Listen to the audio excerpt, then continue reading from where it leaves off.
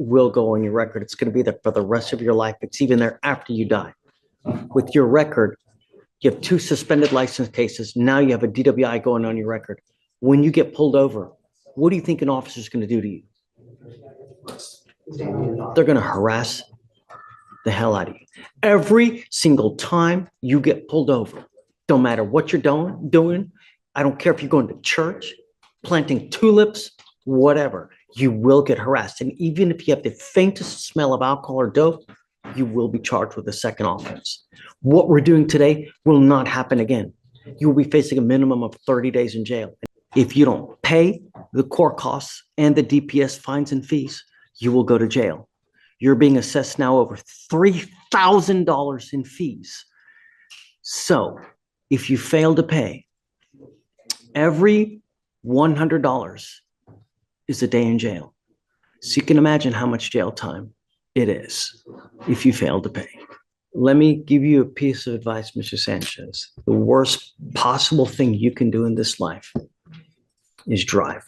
Because if I catch you driving and you pick up a new case in this court, because I will have jurisdiction over you for the next 5 years, if I catch you in a car driving, I'm going to light you up.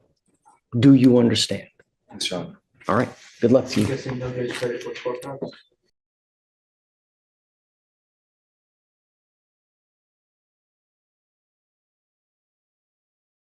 Welcome back to our channel, where real courtroom drama meets expert legal breakdown. Today's case is anything but ordinary. We're diving into the tense hearing of Mr. Sanchez, a man with multiple suspended license cases and more than one DWI charge stacked against him. The judge is visibly freighted, the stakes are sky high, and what happens next could change the defendant's life forever. We'll unpack why skipping court appearances is a catastrophic mistake, how multiple DWI charges impact sentencing, and what this judge's no-nonsense approach reveals about the justice system. Stay tuned, because this isn't just a fine or a slap on the wrist. This is a battle between leniency and accountability, playing out right before our eyes. When you show up to court, good things happen. When you don't show up, you now know what happens. You will now be dealing with this lifelong consequence as a result of your failure to come to court. You are now pleading guilty to this DWI. It will go on your record. It's going to be there for the rest of your life. It's even there after you die. With your record, you have 2 suspended license cases. Now you have a DWI going on your record. When you get pulled over, what do you think an officer is going to do to you? They're going to harass the hell out of you. Every single time you get pulled over, don't matter what you're doing. I don't care if you're going to church, planting tulips, whatever, you will get harassed. And even if you have the faintest smell of alcohol or dope, you will be charged with a second offense. What we're doing today will not happen again. You will be facing a minimum of 30 days in jail. And if you're not smart enough to consider how to get home on a night of drinking or smoking or whatever, you will be doing a lot of time in jail. Do you understand? You're charged with driving while intoxicated. You're facing up to 6 months in jail and or a $2,000 fine. You're giving up a lot of rights by entering in today's agreement. You give up the right to a trial, right to compel witnesses to testify on your behalf, confront and cross-examine your accusers. Did you catch that? The judge is laying out Mr. Sanchez's entire history like a roadmap of repeated violations. 2 suspended license cases, a prior DWI, and now a new DWI while still on bond. In legal terms, this is aggravating behavior. It tells the court that the defendant isn't just making mistakes, he's ignoring previous warnings. That's why the judge keeps emphasizing no excuse. For you watching at home, imagine being in front of a judge with years of unpaid tickets or multiple DUIs. Would you expect leniency? Comment below. Do you think repeat offenders deserve harsher penalties, or should judges consider circumstances like out-of-state work? Any prior DWIs? Yes, Your Honor, it was actually dismissal out of Hidalgo County for 2019. Anything else? And it's a lot of driving with all licenses suspended. How many you got? I see 2 here. Does he have more? Yes, Your Honor, out of county. Give me a second. Yeah. Jason, I don't know, man. You know, when was that DWI dismissed? 2019, Your Honor. There's one. So he had that DWI He picked up this DWI while he was on bond for that DWI. I understand, Judge. I mean, the problem is I think he works in Florida. Is that correct? So that's part of it. Well, I mean, I'm saying like, part of the problem with getting to court is that he works in another state. And I understand he's got to be here. He knows he's got to be here, but We waive appearances for everyone. There's no excuse. No excuse. I can't in good conscience, when your case is 1,500 days old and you have a prior DWI that you picked up while this other DWI, why would I give you this kind of gift? No, I'm sorry. And then you have 2 prior suspended license cases here, What if it's Stockton and one in Baldwin County? 2 more suspended license cases. It's not, I don't think so, Mr. Sanchez. You know, I think that if I were to take a time served, I would be enabling your behaviors, telling you that it's okay when it's not. You know, we can go back, we can work something else out. If you do maybe like 20, I'm okay with that. You know, where he probably would have just a weekend, something like that. But I can't, Mr. Sanchez, in good conscience, take this. I can't reward you for having 2 open DWIs simultaneously and then taking off on us for 3 years. This is the turning point. You can almost feel the judge's patience snapping as he says, I can't reward you for having 2 open DWIs simultaneously. In sentencing, judges look for remorse, compliance, and progress, none of which are showing here. Notice how he also mentions time served. That's basically credit for days already spent in jail. But even with that, the judge refuses a soft deal. This isn't just about one man, it's about the message sent to others who might treat court orders lightly. Would you, as a judge, go hard here or give one last chance? 4 years. how much credit he's got? It's actually? 6 days credit. 6 days? It's 6 days credit. 3 for 6. Yeah, I mean, I guess it'd still be the same thing anyways. You really have 6 days credit. 6 days credit. I know what I'm gonna do. I know what I'm gonna do. I know what I'm gonna do.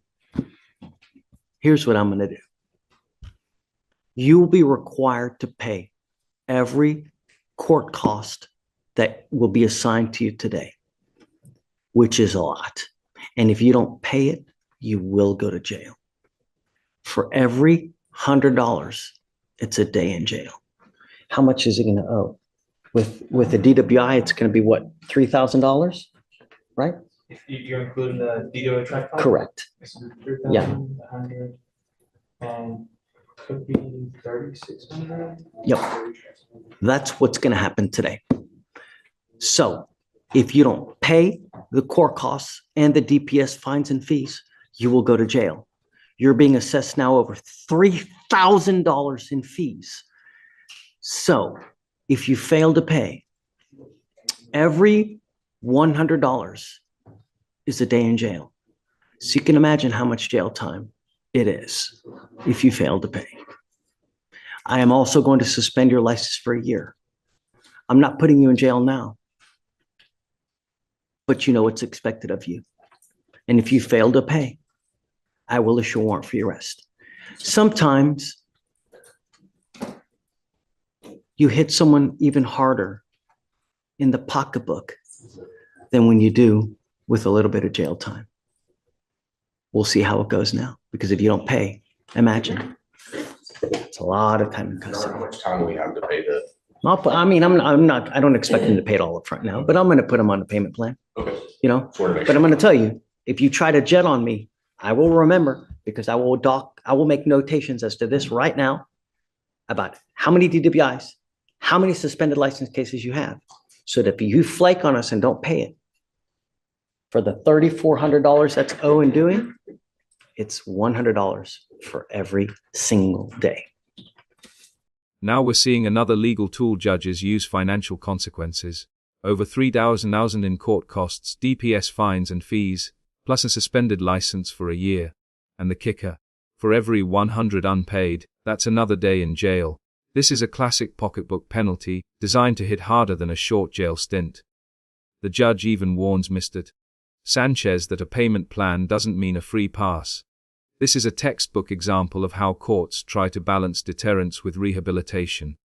Do you think heavy financial penalties are fairer than jail time, or just another burden on already struggling defendants? Mr. Sanchez, You give up the right to a trial, right to compel witnesses to testify on your behalf, confront and cross-examine your accusers. If you're not a citizen, there are possible immigration consequences. You can be deported, excluded from the country, denied naturalization under federal law. You give up the right to appeal. So once you accept this agreement, you can never come back and change this, challenge this, undo this. Do you understand? How do you plead to the charge of driving while intoxicated? Guilty. I will find you guilty, sentence you to 3 days in jail, give you credit for the 6 days that you've done. How much is total of everything? $3,600. $3,600 is what is due and owing that you will pay. Let me give you a piece of advice, Mr. Sanchez. The worst possible thing you can do in this life is drive. Because if I catch you driving and you pick up a new case in this court, because I will have jurisdiction over you for the next 5 years. If I catch you in a car driving, I'm going to light you up. Do you understand?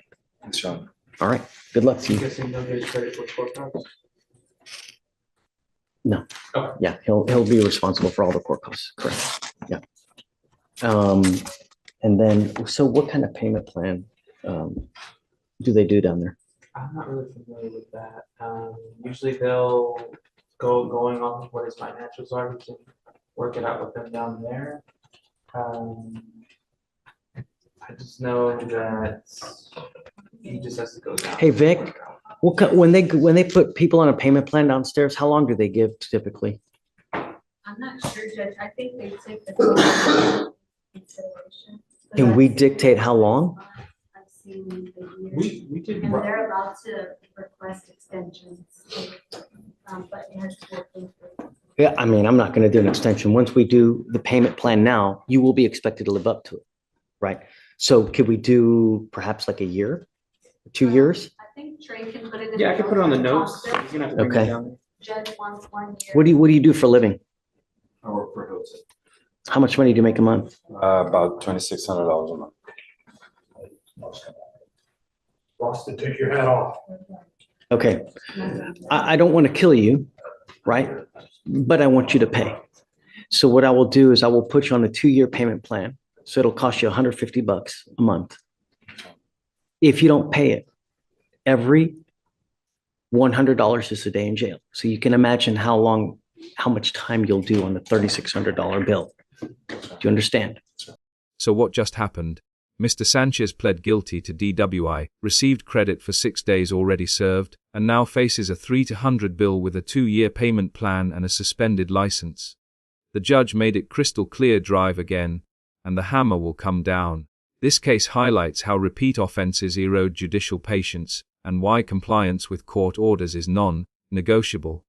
If you found this case as shocking and eye-opening as we did, hit that like button, share your thoughts in the comments below, and don't forget to subscribe for more jaw-dropping courtroom breakdowns. Your engagement helps us keep bringing you the real stories behind the legal headlines.